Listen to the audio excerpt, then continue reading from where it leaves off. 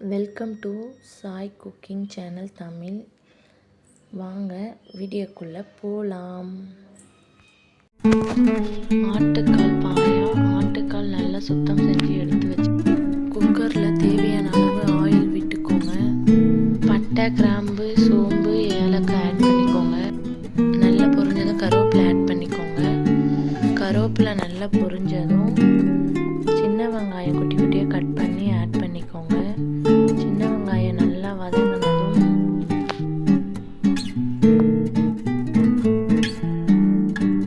தக்காளி ஆட் பண்ணிக்கோங்க.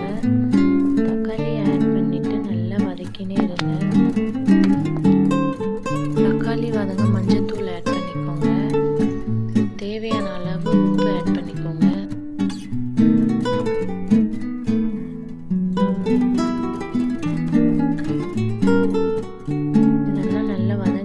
இஞ்சி பூண்டு பேஸ்ட் தேவையான அளவு ஆட் பண்ணிக்கோங்க. தக்காளி வெங்காயம் அரைச்சி வச்ச பேஸ்ட் ஆட் பண்ணி நல்லா வதக்கிடுங்க. புதினா கொத்தமல்லி ஆட் பண்ணி அது கூட நல்லா வதக்கி எடுத்துடுங்க.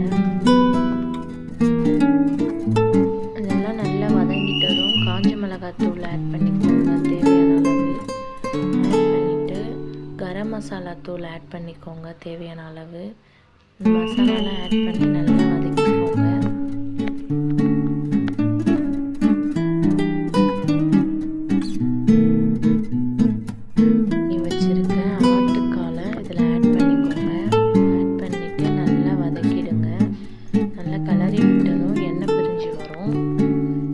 பிரிஞ்சு வந்ததும் தேவையான அளவு தண்ணி ஆட் பண்ணிக்கோங்க. கிளறி விட்டுட்டு உப்பு காரம் இருக்குன்னு உப்பு பார்த்தேன். அது வேகிறதுக்குள்ள ஒரு மிக்ஸி ஜாரில் தேங்காய், பச்சை மிளகாய் ஆட் பண்ணிக்கோங்க. சோம்பு, பட்டை, கிராம்பு, ஏலக்காய் ஆட் பண்ணிக்கோங்க. சீரகம் ஆட் பண்ணிக்கோங்க. கசகசா ஆட் பண்ணிக்கோங்க.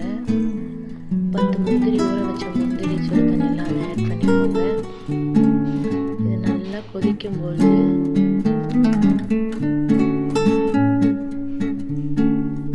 கிண்டி விட்டுக்கோங்க. நல்லா அடி பிடிக்காம இருக்கு. அரைச்சி வச்ச பேஸ்ட் அதில் ஆட் பண்ணிக்கோங்க. தேவையான அளவு ஆட் பண்ணிட்டு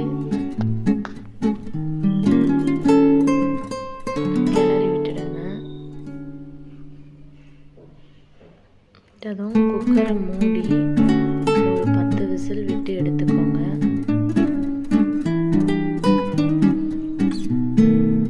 விசில் ஓப்பன் பண்ணி பார்த்துட்டு தண்ணியாக இருந்ததுன்னா கிரேவியை ஸ்லோவாக வச்சு நல்லா கொதிக்க வச்சுக்கோங்க.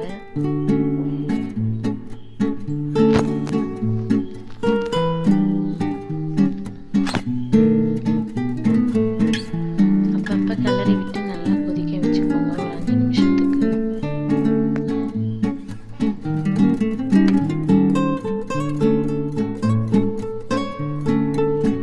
நல்லா கிரேவி பதத்துக்கு வந்ததும் ஃபைனலாக புதினா கொத்தமல்லி ஆட் பண்ணி கிண்டி விட்டு இறக்கிடுங்க.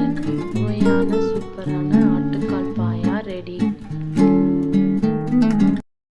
லைக் பண்ணுங்கள், சப்ஸ்கிரைப் பண்ணுங்கள், மறக்காமல் பெல் பட்டனை கிளிக் பண்ணுங்கள்.